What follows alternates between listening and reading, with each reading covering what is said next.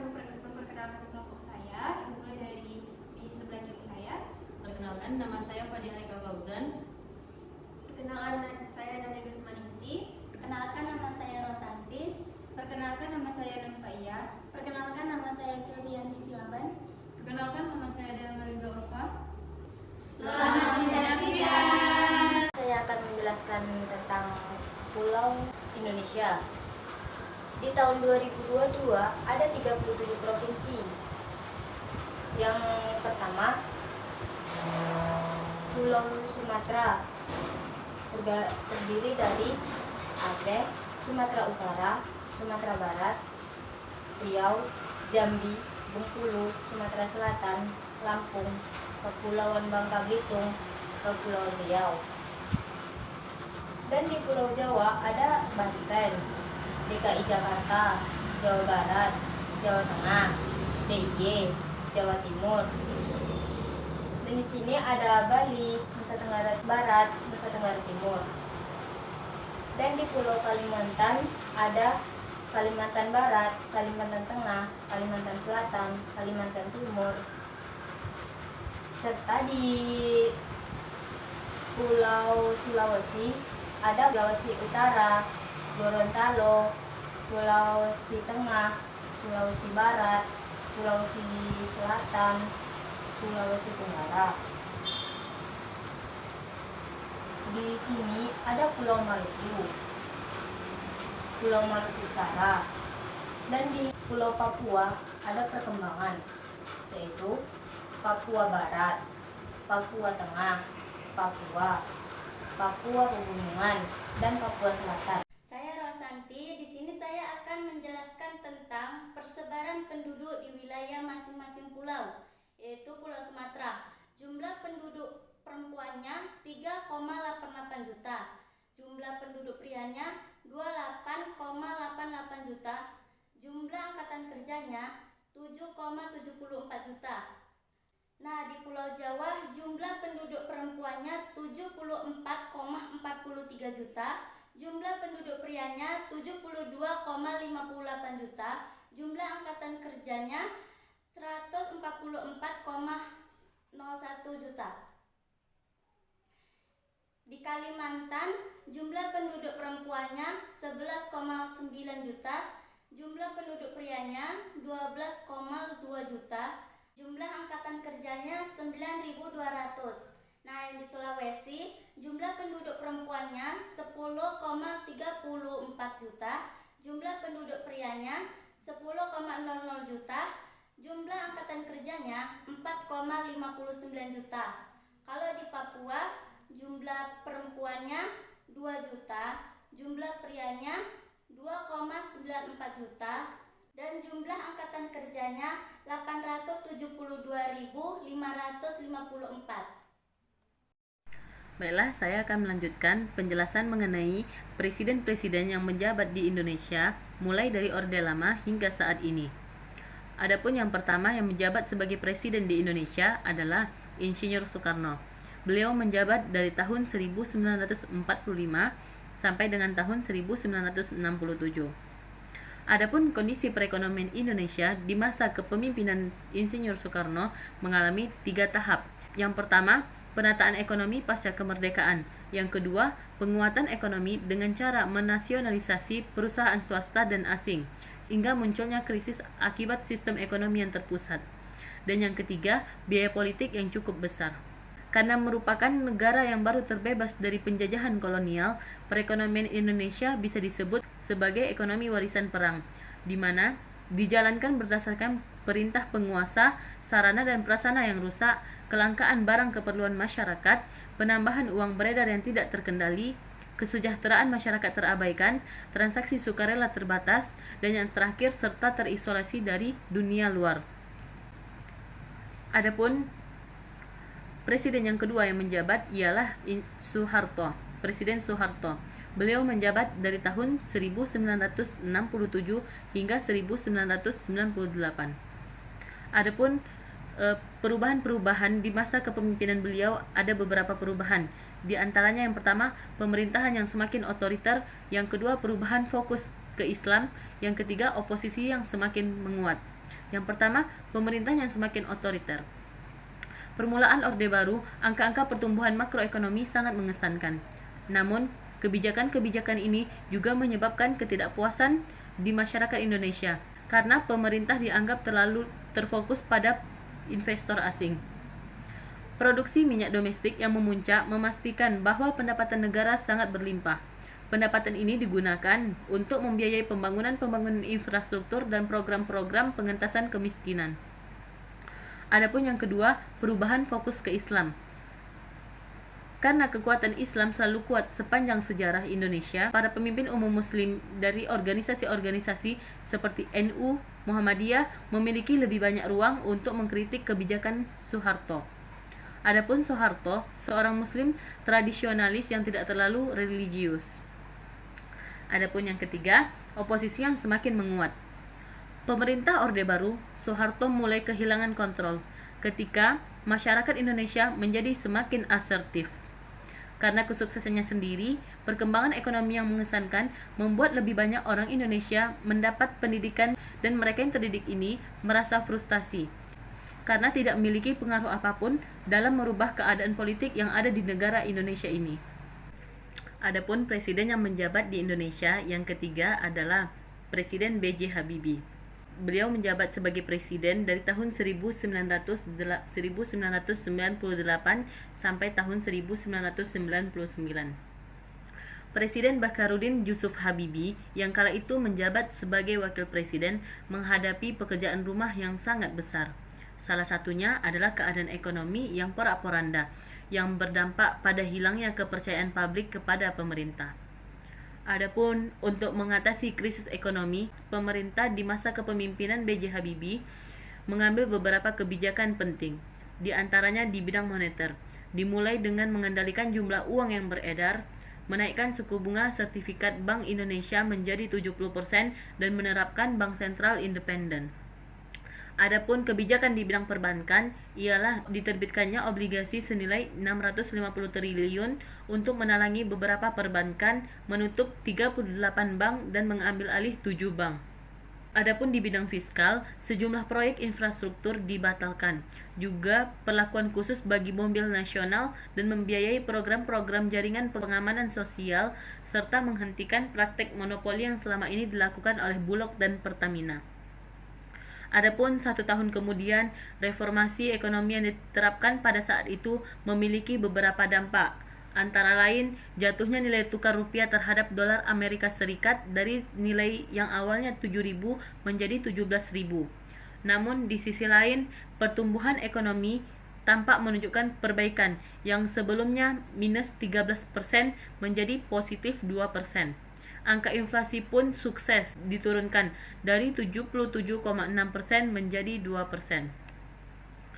Selanjutnya, presiden yang keempat yang menjabat di Indonesia adalah Presiden Abdurrahman Wahid atau disebut dengan Gus Dur. Beliau menjabat pada tahun 1999 sampai tahun 2001. Pada masa pemerintahan Kiai Haji Abdurrahman Wahid atau Gus Dur menjadi harapan setelah digantinya B.J. Habibie yang dimulai pada tahun 1999 hingga 2001. Pemerintahannya dianggap cukup kontroversial, namun membawa nilai persatuan di dalam kemajemukan suku dan agama, mengalami banyak kemajuan yang berarti di Indonesia. Di antaranya, Gus Dur mendukung pluralisme dan toleransi berbagai kerusuhan seperti kondisi sosial yang bergejolak, gerakan separatis, kerusuhan antar etnis dan agama. Adapun solusi-solusi yang ditawarkan pada masa pemerintahan Gus Dur adalah dengan melakukan dialog, namun masih banyak yang melakukan konflik bersenjata, salah satunya karena tidak melibatkan kemerdekaan Aceh. Adapun kebijakan Abdurrahman Wahid yang tidak kalah berpengaruh juga dilihat dari dipisahkannya dari militer dan ABRI, tidak lagi menjadi entitas tunggal. Selanjutnya yang menjabat presiden yang kelima adalah Megawati Soekarnoputri. Beliau menjabat pada tahun 2001 sampai 2004. Pada masa pemerintahan Megawati, Indonesia masih menghadapi berbagai krisis di beberapa bidang politik. Megawati berusaha membangun tatanan politik yang baru dengan memperlakukan amandemen UUD 1945. Setelah itu, disusun juga peraturan perundang-undangan yang belum ada di Indonesia agar amanat konstitusi dapat dilaksanakan dengan baik. Adapun beberapa kebijakan Megawati Soekarno Putri membawa keberhasilan di bidang ekonomi. Salah satunya ialah kebijakan ekonomi pada pemerintahan Megawati adalah melakukan langkah stabilisasi fiskal, memulihkan fungsi intermediasi perbankan, dan perbaikan ekonomi makro. Adapun selain itu, Megawati juga menerapkan kebijakan moneter yang dipraktekkan oleh Bank Indonesia untuk mengatasi inflasi dengan mengendalikan jumlah uang yang beredar. Usaha lain yang dilakukan Megawati adalah kebijakan imbal beli untuk mendorong peningkatan ekspor non-migas yang ada di Indonesia. Adapun presiden yang menjabat di Indonesia yang keenam adalah Susilo Bambang Yudhoyono. Beliau menjabat dari tahun 2004 sampai 2014. Pada zaman Susilo Bambang Yudhoyono atau kita sebut SBY, KPK direvitalisasikan dan memiliki posisi politik yang sangat kuat. Kemajuan pemerintahan SBY tidak sampai di situ saja. Berbagai kemajuan dilakukan, di antaranya adanya Badan Penyelenggara Jaminan Sosial atau kita sebut BPJS, kemudian pendidikan wajib 12 tahun, yang ketiga pembangunan wilayah juga berjalan baik seiring dengan konektivitas. Adapun prestasi dari pemerintahan Susilo Bambang Yudhoyono berhubungan dengan menurun secara mengesankan mengenai fundamental makroekonomi, yaitu utang luar negeri Indonesia dan cadangan devisa meningkat, dan pertumbuhan produk domestik bruto tahunan menjadi solid, dan juga meningkatkan daya beli secara tepat, membuat Indonesia berhasil melalui krisis global pada tahun 2008 hingga 2009 tanpa masalah yang sangat berarti. Selanjutnya presiden yang ketujuh yang menjabat di Indonesia adalah Presiden Joko Widodo. Beliau menjabat pada tahun 2014 hingga saat ini. Pada masa kepemimpinan beliau, pembangunan infrastruktur menjadi program prioritas utama di masa kepemimpinannya. Pembangunan yang dilakukan secara merata hingga daerah terdalam yang ada di Indonesia dilakukan untuk mengejar ketertinggalan Indonesia dalam sektor pembangunan dibandingkan dengan negara-negara lain. Adapun program prioritas tersebut diiringi dengan program-program bantuan sosial seperti Kartu Indonesia Pintar, Kartu Indonesia Sehat, hingga program Keluarga Harapan. Selain itu, sejak awal masa jabatannya, Joko Widodo juga mengupayakan reforma agraria dengan salah satunya melakukan percepatan penerbitan sertifikat hak atas tanah untuk mengurangi terjadinya sengketa lahan karena ketiadaan sertifikat yang dimilikinya. Adapun di masa jabatan beliau, Joko Widodo mengalihkan fokus pemerintah pada pembangunan dan peningkatan kapasitas. Adapun di masa jabatan Jokowi di periode kedua, Joko Widodo mengalihkan fokus pemerintahan pada pembangunan dan sekarang fokus pada peningkatan kapasitas sumber daya manusia yang ada di Indonesia untuk dapat bersaing dengan negara-negara maju lainnya. Adapun program pembangunan infrastruktur masih terus berlanjut bersamaan dengan peningkatan sumber daya manusia tersebut. Saya akan menjelaskan materi tentang investor, proyek strategi pada masa sekarang. Proyek-proyek pada masa sekarang yang telah dilaksanakan pada pemerintah Joko Widodo, yaitu ada pembuatan tol Pekanbaru Duri Dumai, dan ada lagi Pekanbaru Bangkinang, terus ada tol Lampung Palembang, ada lagi tol Laing Jakarta dan Cimpake, terus ada pelabuhan Kalibaru DKI Jakarta, ada lagi moda rakyat transportasi atau MRT di Jakarta, dan masih banyak proyek-proyek yang sudah terlaksana pada masa sekarang dengan untuk tujuan kemakmuran serta kemudahan bagi rakyat Indonesia. Saya akan menjelaskan tentang jumlah pengangguran di masing-masing pulau. Pulau yang pertama yaitu Sumatera, jumlah pengangguran sebanyak 802,22 ribu. Di Kalimantan 3,28 juta, di Papua 3,80%, di Jawa 5,75% dan di Sulawesi 28,14%. Saya akan menjelaskan tentang penanaman modal asing dan 5 investor terbesar yang ada di Indonesia. Nah, sebelumnya apa itu PMA? PMA itu merupakan penanaman modal asing, yaitu merupakan kegiatan menanam modal yang dilakukan oleh si penanam modal, yang dilakukan oleh penanam modal asing dengan tujuan agar melakukan usaha di wilayah Republik Indonesia. Nah, penanaman modal ini dapat menggunakan modal asing seluruhnya atau bergabung dengan modal dalam negeri. Nah, kemudian PMA ini bertujuan untuk salah satunya agar para investor ini dapat berinvestasi di dalam negeri dengan cara membangun, membeli total, atau mengakuisisi perusahaan. Nah, sekarang kita masuk ke 5 investor terbesar yang ada di Indonesia. Nah, realisasi PMA pada kuartal 2 tahun 2022 itu memberikan kontribusi yang cukup besar. Angkanya mencapai 163,2 triliun atau 54% dari total realisasi investasi Indonesia yang mencapai 302,2 triliun. Nah, untuk negara yang pertama yaitu tetap negara Singapura.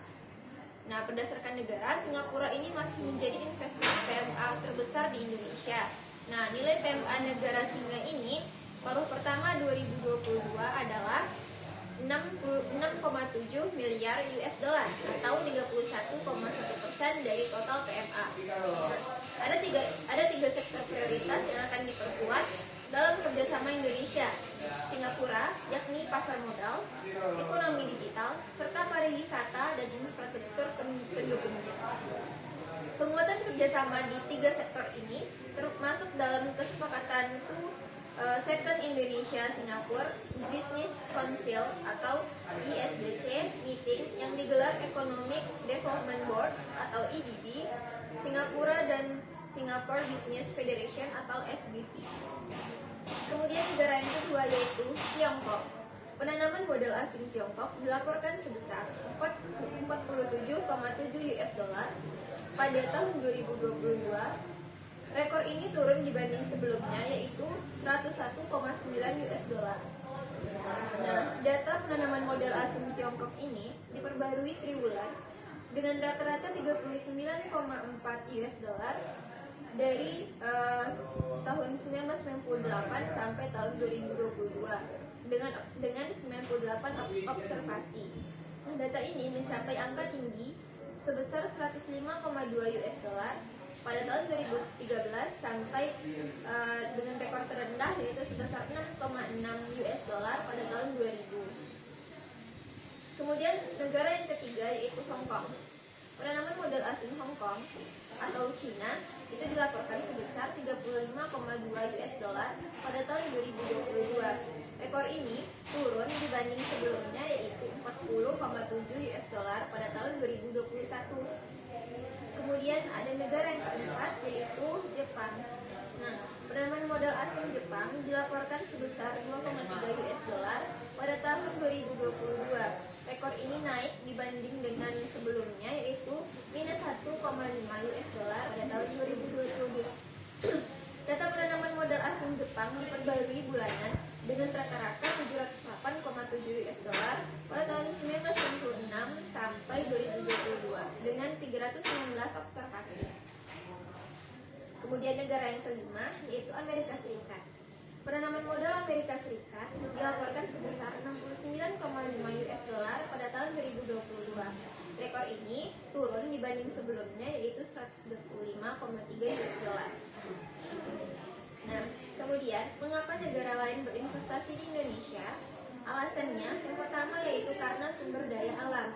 Nah, kekayaan sumber daya alam yang dimiliki oleh Indonesia ini tidak perlu diragukan lagi karena baik dalam sektor pertambangan seperti batu bara, minyak bumi, dan juga gas alam yang berlimpah dimiliki oleh Indonesia. Dan pada sektor pariwisata juga Indonesia memiliki alam yang sangat indah dan cantik. Hal tersebut yang biasanya menjadi hal utama para investor asing untuk melakukan investasi di Indonesia. Kemudian faktor yang kedua yaitu demografis. Nah, Indonesia ini akan mengalami pergeseran bentuk struktur yang nantinya akan terjadi lonjakan jumlah penduduk dan tenaga kerja yang memiliki dan didominasi usia yang produktif yang lebih terampil dan juga siap dalam kegiatan bekerja. Alasan yang ketiga yaitu iklim perekonomian dan investasi yang baik. Nah, Indonesia ini telah bertahan dari adanya krisis ekonomi global atau ekonomi dunia. Indonesia terus menciptakan keamanan dan sehatnya akan iklim ekonomi dan investasi. Faktor yang keempat yaitu stabilitas politik yang baik. Indonesia merupakan negara yang terus bangkit dan berkembang menjadi negara yang stabil sejak terjadinya reformasi di bidang politik sejak tahun 1998. Indonesia terus memperbaiki sistem demokrasi yang dimilikinya untuk memiliki pemerintah yang selalu sehat dan kondusif atau juga aman. Kemudian yang kelima atau yang terakhir yaitu peran global Indonesia. Indonesia ini merupakan salah satu negara yang memiliki peran aktif dalam membangun hubungan bilateral maupun internasional. Hal yang paling penting yaitu bahwa Indonesia merupakan satu-satunya negara yang ada di Asia Tenggara yang aktif dalam perkumpulan negara G20. Hal tersebut karena Indonesia selalu berupaya dan berperan untuk menyampaikan kepentingan negara berkembang di dunia. Sekian video pemaparan materi dari kelompok kami. Semoga bermanfaat untuk kita semua. Terima kasih telah menyaksikan.